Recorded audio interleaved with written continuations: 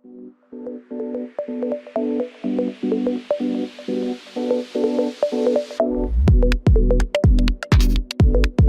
to the Skift Ideas podcast, a bi-weekly discussion with the thinkers, craftspeople, and operators that are moving the travel industry forward. This is me, Rafat, along with my co-host, Colin Nagy. I'm so glad that we're doing this again. Welcome back, Colin. Thank you. Nice to be here. And thank you for carrying the load solo in the last episode. I was just not able to do it, so thank you for doing that. I appreciate it. Yeah. So in this episode, we're looking at the value of souvenirs in the modern travel economy. And the reason why we're trying to scratch this topic, if you will, is about 4 months ago, I randomly posted on LinkedIn this post, which I'm going to just quickly read. 9 out of 10 tourism souvenirs lie unused, ignored, underappreciated in people's houses. And yet we always forget the lesson and buy them whenever we travel. How do you reinvent this industry to prevent this waste, which likely runs into billions of dollars?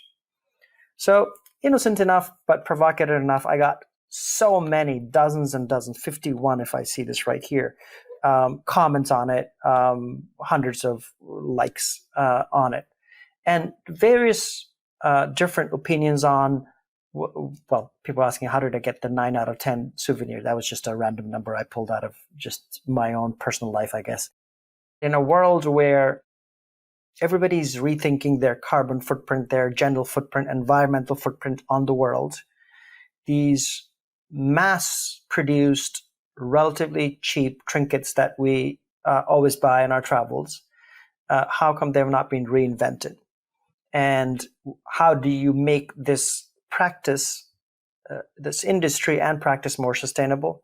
Yet at the same time, the people that are at the front lines of this, people who sell these souvenirs, the people that really, in many cases, at the margins of the society that in these destinations that we go, how do we make sure that their livelihoods obviously are not affected by it? So we're not going to solve all of these issues on this podcast. When I posted this, somebody who commented on it is somebody who we have guest in this show, Geetika Agrawal, who's the CEO and founder of Vacation with an Artist. It's a service that does exactly what the title says. You can do mini apprenticeships with artists in 27 different countries, I think, right now at this point. So I want to welcome Geetika. Geetika, thank you for joining us. And we'll talk about sort of how you're rethinking the souvenir world, if you will. Thanks for having me, Rafat. I just absolutely love this topic. And I also love that you're asking this very important question, because it's only when we think about these questions can we actually innovate and move forward, because we're living in a different time and it is time to rethink about some of our own behaviors and the industry and how we can kind of change them for the better. Just quickly explain, Geetika, your company and what it does, and then we'll jump into the souvenir discussion. Sure. So as you said, it's called Vacation with an Artist, and it's exactly what it is. It's a way for you to spend up to a week with a master artist or maker in anywhere around the world, learning their crafts, immersing into their day-to-day life, spending almost half a day every day for a week in their studio, learning the skill they've acquired over the years, getting to meet the community, doing the things that they do on a day-to-day basis, and coming back home with a new skill and also better understanding of the place. It's all one-on-one. So imagine learning calligraphy in Kyoto for a week with a master calligrapher, or learning how to make your own bespoke shoes in London for a week, or learning natural textile dyeing in Mexico with a Zapotec weaver. So we're in 27 different countries, and the art forms vary as wide as this world. You know, there are so many crafts, you can't really put a number to it. I actually tried doing that once, trying to count how many crafts there are in the world, and it's impossible to do that. But yes, the world is filled with crafts, and and our culture is really, global culture is super rich. So the idea is to be able to learn those cultures through craft, and understand the place better. And so the reason why I wanted you on is because you're after, as part of this apprenticeship, people typically create something physical, right? 100 is 100%. They come out with something physical, correct? Yes, that's correct. So you end up making hands-on. You are in the studio. So let's say you're making pottery. You have your hands in clay. Right. You're getting dirty. You're making things. It doesn't matter what your skill level is. You could be a beginner. You could be an advanced. It doesn't matter. You have your hands in clay Right. every day for a few hours. With the idea that the souvenir, if you will, that comes out of this is a lot more meaningful to you than just a mass-produced one. So that's why we wanted you on there. And we'll get a little bit into that. I wanted to start with both of you, Colin and Geetika. Colin, you travel a lot, fair to say. Globally, you are a super traveler. You're super traveler. What's your personal souvenir buying philosophy, if you have one? It's a really good question. And I think for me, and this really maps nicely to what you guys were just talking about, is when something is imbued with emotion, when there's a certain level of craft and touch, I think that's kind of the criteria. Oftentimes it can be something that's like given. I had a friend from Bhutan that gave me something small and relatively inconsequential, but because of the thought and the care, it was a beautiful woven item, and that kind of remains with me. But I think that everyone's got a drawer of the items that have been accumulated over time. But I think for me, the stuff that has pride of place is the stuff that is, that has a great story behind it. It has a little bit of emotional resonance, or in some ways, just kind of brings the mind back to a moment. Like I have a print that I bought in Chamonix on my desk here, and if nothing else, it kind of brings me back to that high altitude, sort of beautiful, thin space that seems very close to the heavens. Mhm. And as I'm like working on writing or on Zoom calls, it's like when my eyes wander to that, I have a little bit of like peace. And I think that's the good criteria that comes with something that you bring home with you. Geetika, what's your philosophy when you travel? I'm guessing you're traveling a lot. You travel a lot because not just you're building your business around this. Yeah, for sure. I travel a lot even before I was building this business. And I think one of the constant for me always has been, for me, souvenirs are stories. Kind of like what Colin said. So I call myself a story collector. Whether it's the story of someone else, a person I met, of a place, or if it's a story I co-created, or if it's a story that I created for myself.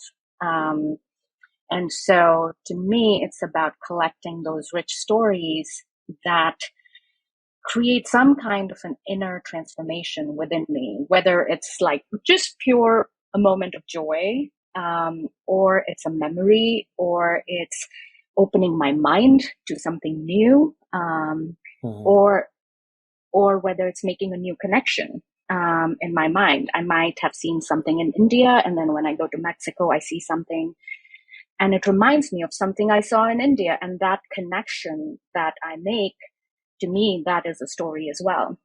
Give an example of like a souvenir that's around you or in your house that you like that sort of fits into that rubric.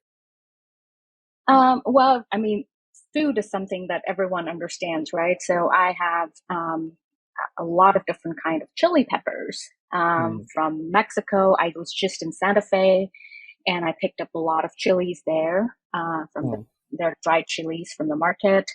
And then I have my own Kashmiri chilies from India. And I just love that when I'm cooking, I make a conscious choice. Do I want to be in Mexico today, or do I want to be in India today? And And then I also see similarities, and I just go into that mode of connection.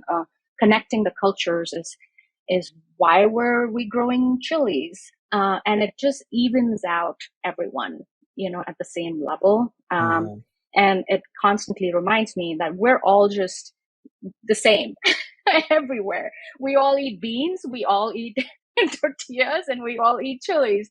And so it's just a constant reminder for me, like these things that tells me, oh, boundaries don't exist. We're all the same. But we have different flavors to our own stories. Right. So that's one example. Fascinating. So my philosophy is actually a little bit similar to yours, Geetika, which is that for me, I love going to local bazaars. Like any country has their local, whatever word they use. Obviously, in different countries, bazaar means different things, but it's a local market.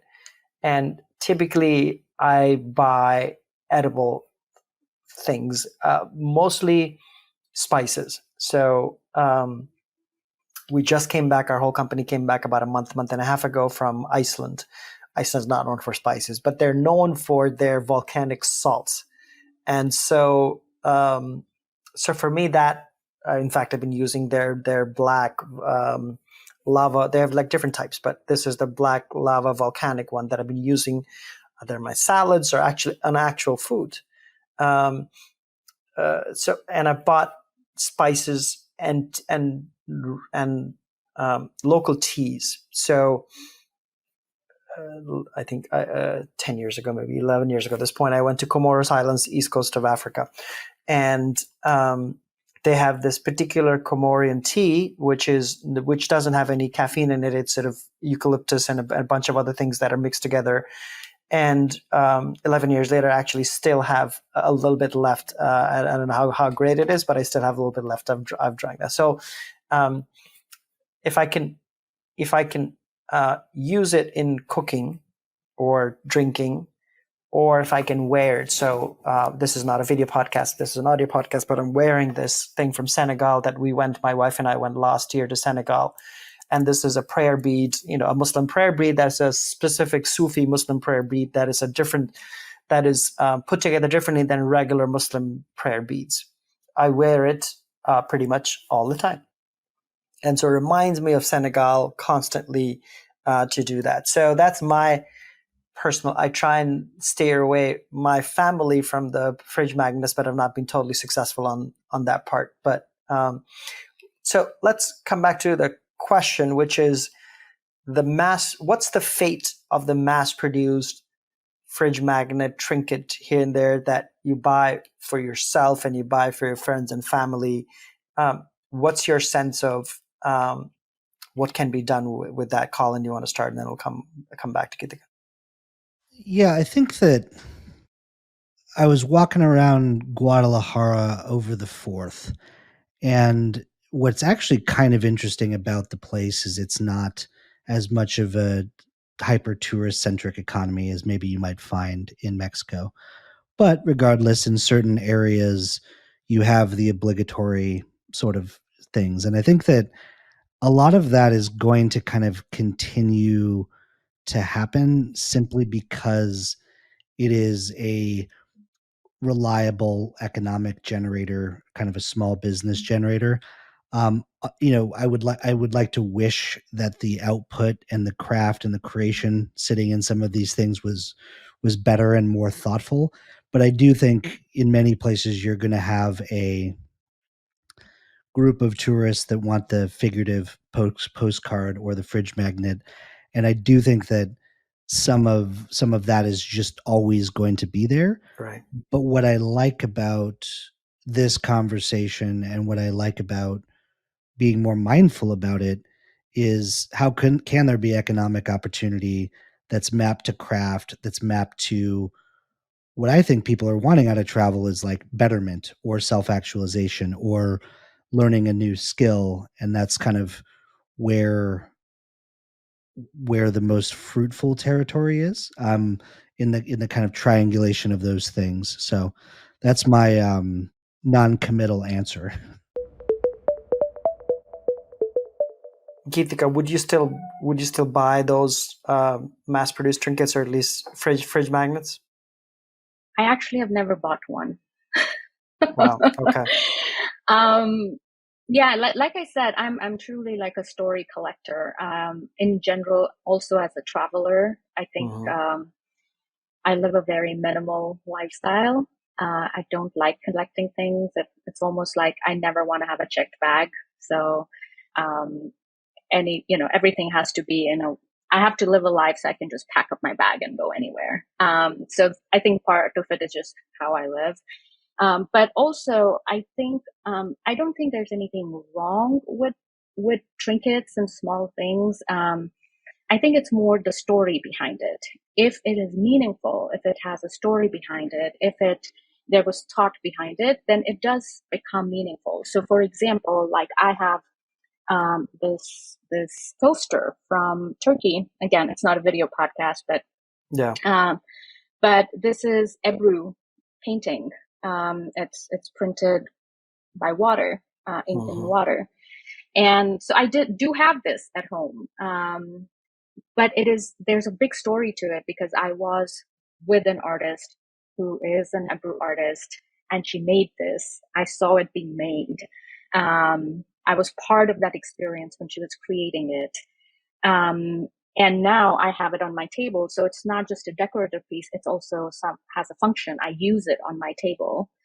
So I could have had a random, plastic coaster on my table, but now I have a coaster that actually has a story to it. So I would say trinkets can also have that meaning. I mean, if you go back into the history, souvenirs were stories. That was a way of taking a piece of that place with you, and they were just more crafted. If you really go back hundreds of years,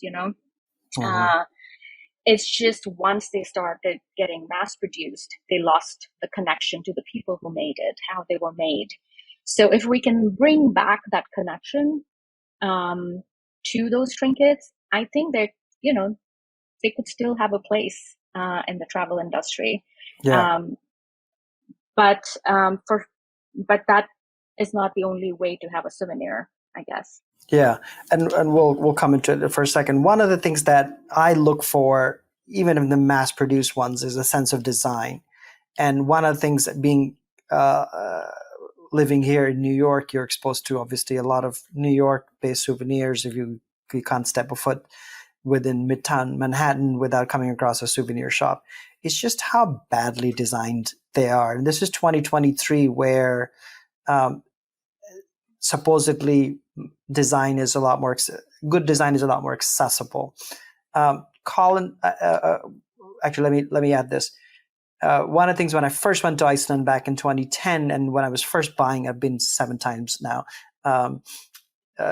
First thing that struck me there was yes, these are mass produced, but they have a good sense of. For some reason, they just have a much better sense of design.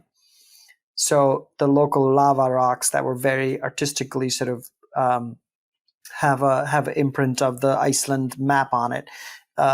These are mass produced. I'm sure they may not be produced in the country for all I know, but they just have a sense of design. So I wonder if you can talk about the value of design in these souvenirs, Colin, from your perspective.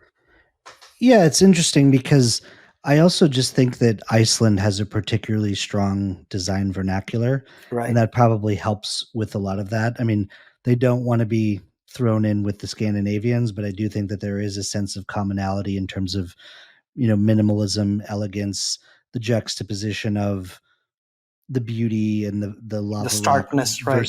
The starkness, and it translates to art, it translates to music, it translates to lots of things, and I think what you're getting at, the subtext of this, is how do you use design to be like, small little ambassadors, small little representatives of your country in a meaningful way. Because the worst thing that happens is when you look at a caricature artist, in Times Square, they're basically just exaggerating everything, and I think that that's what happens with the worst of kind of souvenirs and trinkets is that they take the one thing about the country and they just kind of blow it out, right? So it's like whether it's palm trees, whether it's and so the design, the soulfulness, the depth of the kind of creation can definitely help with that. And it doesn't surprise me that in Iceland you can find something that is a little bit more beautiful and crafted. Yeah, I've just wondered, like, why aren't New York? I love New York T-shirts. I think we're sort of stuck in that era still with a lot of the souvenirs that are there in New York. I mean, I try to buy stuff if I'm traveling somewhere. I want to buy a local souvenir, actually from New York, to gift to someone. For instance, if I'm going to Middle East somewhere, just have not found at least the mass produce. I'm sure you can go to the MoMA store or etc. and find something there that's certainly high quality. But go ahead. Yeah, Geetika. I think it's because I'm not sure if the designers are actually designing those souvenirs in most places. It's some company who is in the souvenir industry, has really no connection to the design and art and culture of that place, is creating something purely out of what would sell. So it's purely designed from that eye versus the design process, the creative process is different. It is always story led. It's about representing the story of the people, the culture. And that's what designers do. That's what artists do. That's what they're really good at. And so I feel when I have traveled all around the world and just looking, just walking around in souvenir shops, I've seen some countries pay more attention. Their tourism boards pay more attention to inviting the artists of their country, the famous artists of their country, giving them commissions to design the souvenirs of the country. And I've seen usually that they are very well designed. I remember specifically this moment in Slovenia. Slovenia did such a fantastic job in commissioning local artists to design their marketing logo, their trinkets and their souvenirs, and you could see it everywhere throughout the city. So imagine thinking of the country as a brand and designing trinkets for that versus just a mass supplier and creating something that will appeal to tourists. Yeah. Colin, you had a follow up on that. Yeah, I wrote about something the other day where there's a bunch of kind of traditional rugs from Afghanistan that have like images, whether it's poppies, whether it's AK-47s, whether it's just this kind of caricature of war and conflict. And it's funny because on its face, you want to read into that. You want to read into like trauma somehow being interwoven into the craft of the thing. But then when you really double click on it, it's like, that's what's selling. That's what everyone that was an NGO or diplomat is like, oh, I'm going to put this in my den at home with some books and it's going to look cool. And so like the commercial considerations and the data were driving that. But it was very tempting for people to read in, the trauma and the obvious hardship that country's seen for so long. But it was basically like, oh no, this sells, and that's why we're making more of them, and that's why you see so much of it. So there is there's like the supply side and like the demand side, and I think that on the demand side, people are gonna, sometimes want something to, something funny or that has a story behind it or some whimsy to it as well. Yeah, I remember, and I know you were, I think, Colin, you were still living in New York back then when 9/11 happened. And if you remember, after 9/11, there was a ban on selling souvenirs that 9/11 souvenirs. I don't know what if there was a term for it. I guess they were called 9/11 souvenirs. Anything that celebrated is not the right word, but commemorated 9/11. If you went downtown to the area to visit, people were caught selling some of these T-shirts or whatever, and there were stories in media, etc., around it. I remember, and I guess now, 22 years later, it's still being so. I mean, now I guess it's fine to sell. So I guess there's a time value in these types of things, or time makes everything find to sell? I remember that was so surreal because, I remember walking up from Water Street or whatever, and a lot of these vendors selling illicit things, and, you know, um, none of them were crass or anything, but it was still, the wounds were pretty fresh. And it was interesting to see that, from this tragedy is driving someone's daily sales or livelihood, which is just kind of the way the world works if we're being non-sentimental about it. But it was interesting to see how it was very closely monitored and policed in those early days. In those early days, yeah. Geetika, coming to your company and the what do you call them? Do you call them tours or do you call them apprenticeships? Apprenticeships. These 27 countries that I saw in the description. How do you? I mean, you started with, if I remember right, when you first started, it was only a few tours, and then you've obviously expanded that. How do you go about selecting these and curating these? Because you could certainly have a marketplace and allow anybody to list anything. You haven't done that, correct? No, yeah. So we're a curated platform, which means we have artists from all around the world who apply to be part of the platform. And then we hand select which countries and which art forms we're going to onboard first. And then we also do our own outreach and research and figuring out which ones to add. So it's built up organically a little bit, but now as we have a better understanding, because there's no other marketplace that exists like this, it's been a little bit of a chicken and egg game of understanding where the demand is, but also understanding what are things we want to put forward into the world. What are the things that we want people to be more aware of? So yeah, we started with 12 countries across Europe, Asia, and South America. And now we are also in Africa. Australia is still kind of not on the map yet for us, but we will be adding that. And yeah, there are 27 countries. After the pandemic, we kind of also added a lot of artists in the United States itself. Okay. And has a pattern emerged on the types of apprenticeships that people are interested in? Is it painting category, or the way you said the shoes? I thought that was fascinating. Making your own shoes category, or something completely else? Like I remember, wasn't there like a bike making or something? If I remember, yeah, right? we have bamboo bicycle making. Yeah, I remember that from your early days as well. Mm-hmm. So has a pattern emerged? Yeah, definitely. It's actually a very fascinating pattern because one is, if you look at just the art world or just craft world, everyone is familiar with painting, photography, writing, and those kind of retreats and experiences have existed even before us. Right. Like there are photography tours, painting tours, writing retreats. So that was kind of a no-brainer.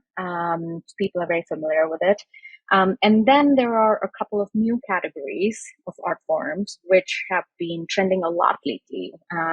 One is the ceramics, and the other is textiles. Both are very accessible art forms, and you don't need a lot of technical expertise. There's a lot of room for error. They have kind of a wellness component to it, wellness and nature component to it.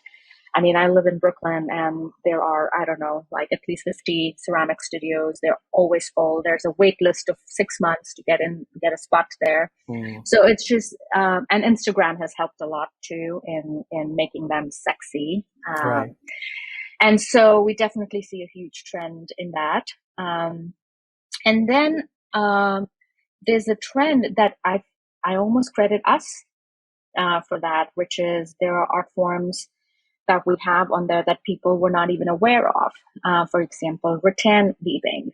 Now, I grew up in India. I'm very familiar with rattan, but I didn't realize that it's a very fascinating material for people all around the world. So we have a rattan weaver in Malaysia, and so Netherlands, Denmark, a lot of the Scandinavian countries use a lot of rattan. So it's very, Interesting. I mean, wood in general is heavily used in those countries in interiors, and wood is also used a lot in interiors in, I guess all around the world. And Right. with more and more people wanting to have interiors reflect nature, wood, different forms of wood looking things, whether bamboo, rattan, and other woods, they're making a comeback. So they're, and rattan is kind of an easier material to work with, let's say, than trying to cut maple, with a table Right. saw.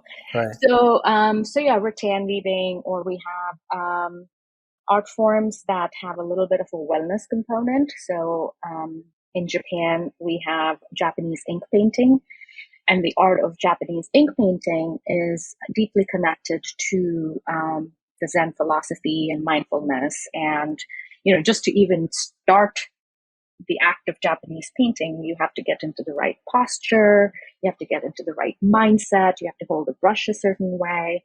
And so there's a deep, deep, deep sense of wellness and mindfulness to it, and the connection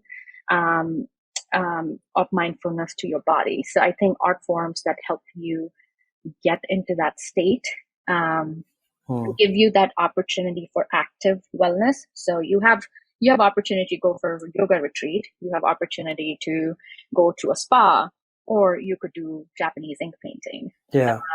And so people who are seeking more active wellness opportunities, any art forms that relate to that, they are also kind of gaining a lot of popularity. And what is the repeat customer like? And what's their, how do they explore that sort of thread that you're trying to weave from one apprenticeship to another? Yeah, it's interesting. These people who are going on a vacation with an artist, these are single solo person only. So there's no two, husband, wife can't go, only one person can go? No, you can go. So we have couples, we have two friends, we have families too who go quite often, siblings, but quite often it's solo travelers. Okay.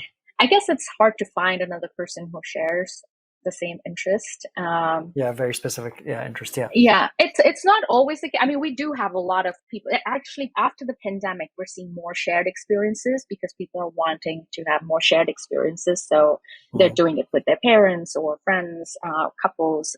The common thread amongst all these people, and age doesn't matter. They're like 80-year-olds to 80-year-olds. The common thread is that they're all curious learners.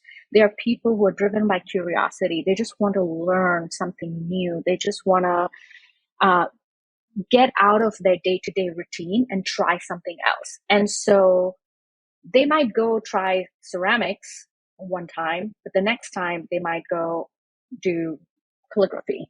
So for them, every experience is just a creative input to their life. So they just see these as different points of inspiration for their life. So I often compare it to, how once you're on the fitness path, you just go, you do yoga, you go running, you have your strength training, and then fitness just becomes a way of life. And I think there are people for whom being creative is a way of life. It doesn't mean you necessarily have a creative profession, but they just see being creative and being curious as how they would exist in their everyday life. So they don't care. So we've had one person, she learned how to do letterpress printmaking in Slovenia. Then she went and did karakami, which is a Japanese style of printmaking. And then she went and did ceramics in Spain. So yeah, most people are just going there to learn different things. The other kind of people are actual artists and creatives. And they are going there to enhance their skills, or they are going there because there are specific artists who hold the key to that art form. They have deep roots in the place. So, for example, we work with the famous G's Bend quilters who have deep history to Alabama, through the slave history. So these quilts were made as a way to capture memories of the slaves when they died. And it's the biggest art movement in North America. All these quilts are in the Smithsonian and, all the big museums. They recently had a traveling exhibition. So people want to understand that story, that craft, that history. And so they go to learn from Loretta and Marlene to Alabama to learn how to make these quilts. Fascinating. Wow. You brought up Instagram a little while ago, Geetika, and Colin, I want to bring you into this as well. I was reading some material for this podcast, and one of the articles online said that there's a possibility that people now, a lot of the young people are not buying souvenirs. They're taking selfies and or just photos themselves, and obviously phone cameras, etc., are now at the best they've ever been. And that the value of the physical objects is becoming less important to them. I wonder sort of your thoughts on that and how much validity you see in there. Colin, you want to start with it? Yeah, I think the selfie factor is a pretty negative one, in my opinion. I think if you are out in Kyoto, kind of walking among shrines and kind of more spiritual places, and you see a million people with the kind of selfie sticks, it almost is a bastardization of the experience. Right. And I think what, there's a lot of things that we ascribe to Gen Z, and there's a lot of things that we tend to think and associate, and maybe one of them is being very digital and very social oriented. But I also think that gravitas, something that really knows what it is, whether it's a place, whether it's a hotel, whether it's a environ, they actually really like that. Like, for example, like you can't get into Bemelman's bar at the Carlisle because it's like all the Gen Z kids think it's like the deepest, most interesting thing. So I do think that there is something interesting about physical objects being rediscovered.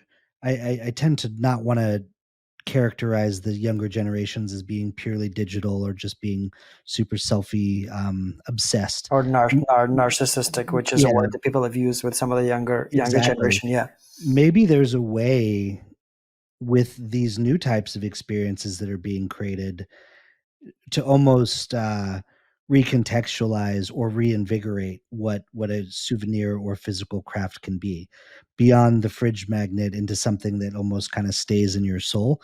And I think when it has that sincerity of approach and that depth, whether it's Gen Z or young people, they can understand that, right? So perhaps a reboot is necessary, and I think this particular project that you're working on is a great example of that. Geetika, how much are the people sharing this during the apprenticeship in social media, people taking photos, etc., and what's your philosophy on it? It's interesting. Most of our guests don't end up sharing much on social media. Part of it just could be is because they're just so busy making that their hands are in clay. Who's going to take a photograph? Yeah.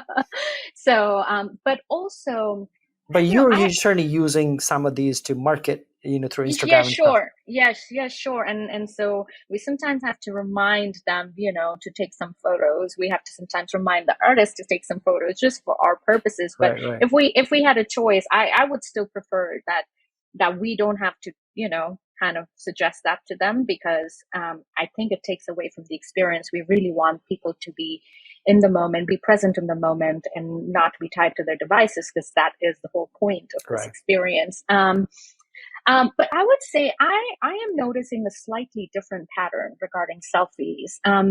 I find actually the younger generation is less tied to their devices, even though they are more digital. And I feel it's because digital is such a given to them that it's not anything special for them. So they capture it, but like, again, they use BeReal or Snapchat. Like for them, the digital stuff is about capturing moment, and then it just disappears.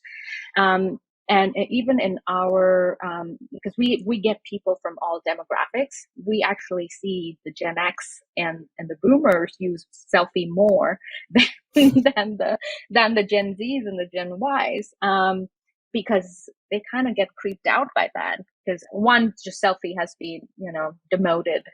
It's not cool. Yeah. So they don't want to do it.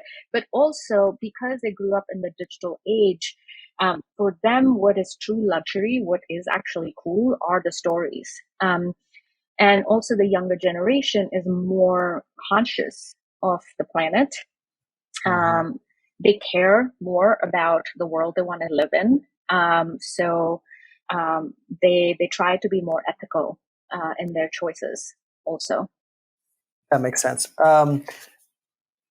We haven't solved any of the issues that we said at the start, the world souvenirs problems, but I think we had just a fascinating discussion. I think what we should leave this with is I think there definitely is a realization in general on travel's weight on the world, and the hope is that as people realize sort of the weight of the objects that of anything that they do in travel, that souvenirs become more meaningful, at least more sustainable. From that perspective, Colin, do you want to add to that? Yeah, I think this represented the kind of conversations that I'm excited to have with this podcast, because on its face, souvenirs are just a thing. But when you pull back the layers, similar to your thesis with travel, it touches so many elements of economics, of social strata, of emotion, of mobility, Of globalization. of globalization. That we And didn't even get into. Yeah. I think it's really exciting to look at a thing that might just seem, like a thing that you have in your drawer, but we've really scratched the surface in showing how it can be much more than that. And also, in the instance of this project, how it can be evolved in a really thoughtful way that actually has some soul and also creates a memory. So I love it. Long-term memory. Yeah. I think I just wanted to leave a little comment, and hopefully it will inspire people in the souvenir industry. Go ahead. If we can start thinking of people as the biggest treasures of a place, and start thinking about how do we connect people, the tourists, to the people of that place, to their stories, and bridge that gap, I think we can start thinking of souvenirs in a different way. Because I think right now, the souvenirs as objects are totally disconnected from the people of the place, whether it's how they're made, the stories they're telling, how they're made, why they are made. All those parts are totally disconnected from souvenirs. So if we can start adding that and start making those connections, souvenirs will start becoming more meaningful. This is fascinating because I'm reading something on the history of travel, and there's a critique of museums there where you've taken these objects from their original context and put them in a museum, and they're really objects as in physical things, and you've objectified them outside of their context. So a tourist that enters a museum is very much in the objectification mode versus sort of a deeply immersive people-to-people mode, which is what you're saying, Geetika, which I thought was a fascinating argument. This history book that I'm reading. Yeah, it's like, how do we remove the multiple layers we have put between these objects and the people of the place? How do we remove those layers, peel that back, and bring people closer to the people of that place? And I think the souvenirs will suddenly get more meaning. And that's what we're doing, is people are interacting with the people for a week and really learning and spending time with them. And that's what makes it so meaningful and magical. Thank you. That was fascinating. Thank you, Geetika. Thank you for your time. Thank you, Colin. I just want to wrap up by saying that this is our third episode in the Skift Ideas podcast. And if you like this podcast, please subscribe to it. Please share. Please review if you can. We have a lot more coming with our Skift Global Forum that's coming up in September 26th to 28th in New York City.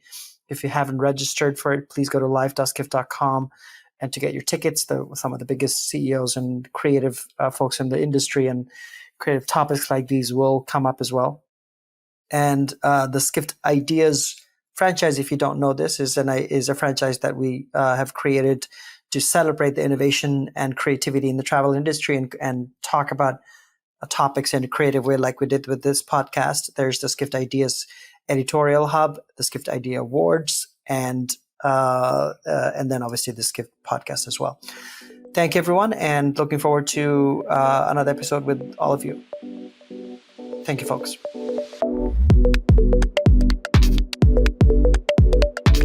Join us for future Skift Ideas podcasts as we speak with the most creative and forward-thinking innovators in travel. As always, go to skift.com to stay up to date on the latest news and insights across the travel industry.